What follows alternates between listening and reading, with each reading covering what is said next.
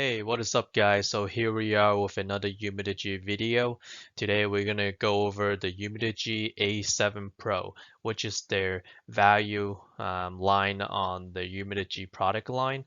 So this phone looks very similar to the F2 back, and also it's got a fusion to the to the Power 3. So it's got a fingerprint sensor, which is not on the F2, but the back, the material with the glass plastic kind of material, it was used on the F2, and this is also going to be used on the S5 Pro, which is Umidigi's flagship device.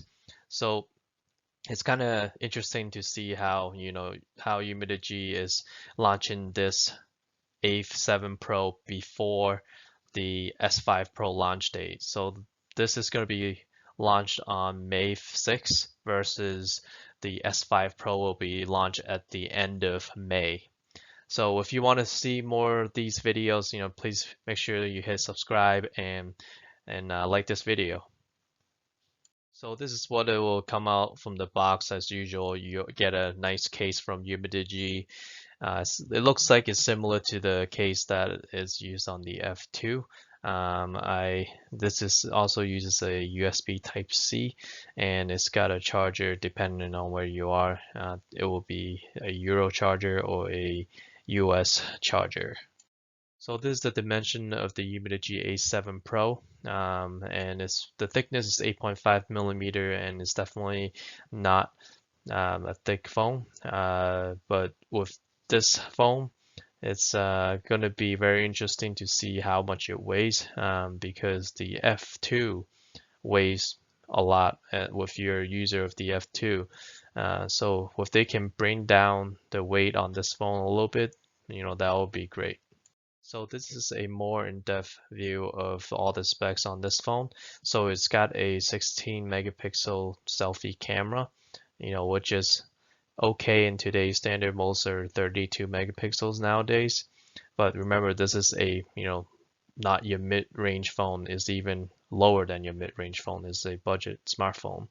So it's got a headphone jack, which is great to see, which a lot of the phones are trying to get rid of nowadays, because a lot of people are using Bluetooth, but it's always good to have a headphone jack.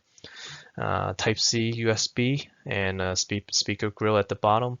So I'm pretty sure this is not a stereo speaker with dual speaker, so it's just a bottom firing speaker. It's got a SIM slot volume button on the side, on the same side as the power button.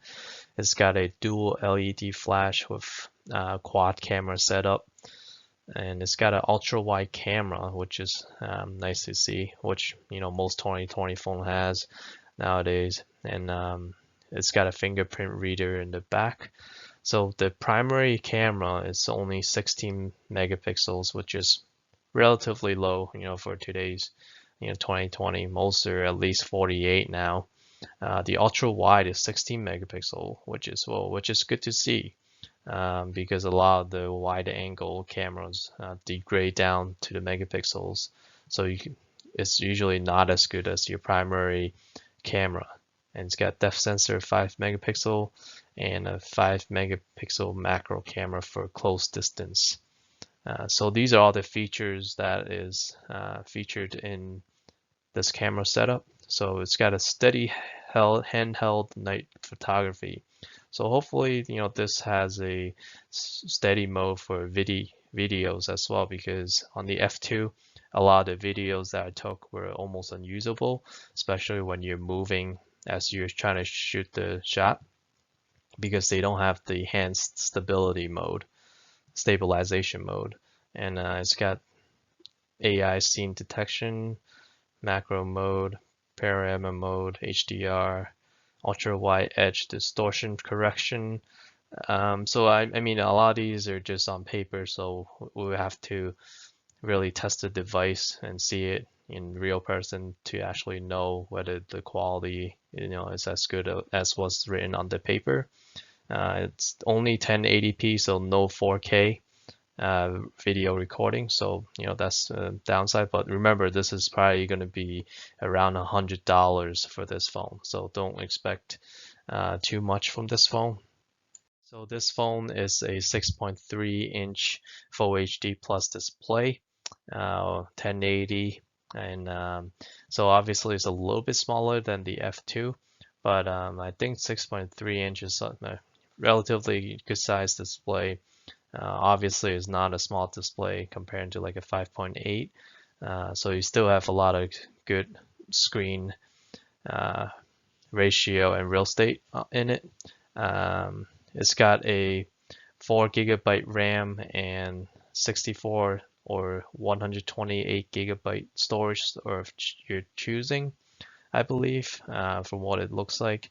A Helio P23 octa-core processor. So this is definitely on their lower range MediaTek processor, because on the F2 they're using a Helio P70, and on their flagship, the S5 Pro, they're using a Helio G90T. So this is definitely on the lower spectrum. A decent sized battery, 4,150 million amp battery. This is, again, a budget smartphone, but it's got a good good sized battery, so it will definitely last you through the day with you. But for most avid users, I don't think this would be a good recommendation. But if you just want it as a backup phone, I think this would be a good choice. So here are all the bands that are listed. So I noticed that they missed band 71 on this list. But most of the bands, band 12 and 66 on there. So again, with the Helio P70 Helio P23, this will be a good working phone. Obviously it probably won't be as snappy as the P70 or the G90T processor, or even the Helio P60 that they put on F1. So yeah, so this is all, this network that is available for this phone. So as I mentioned earlier, this phone will probably drop to around, $100 price range. They said that they announced it. They will be launching it on May 3rd, but they have a premiere date of May 26th as well. As if you are a previous user of Umidigi or bought any pre-sale from them, you probably know that these dates are a little off from the timeline. Usually, probably you give a 3 months lead time from the time that you actually place on AliExpress to the time that you actually receive the material. So this, just a precaution. Don't get your hype up, about this device if you want to buy it. But for this phone, I probably won't recommend it if you are, on it most of the day, like multitasking maps or Spotify, or opening, multitasking all the time on your phone, because you're probably going to experience some lag on this phone. So if you're regular user, I would just recommend you going straight to the F2 or the S5 Pro if you can afford, $50 more or $60 more. So, so this summarizes, this Umidigi A7 Pro. Once I get my hands on this device, I'll definitely do a review on it and, keep you guys posted. All right, peace out.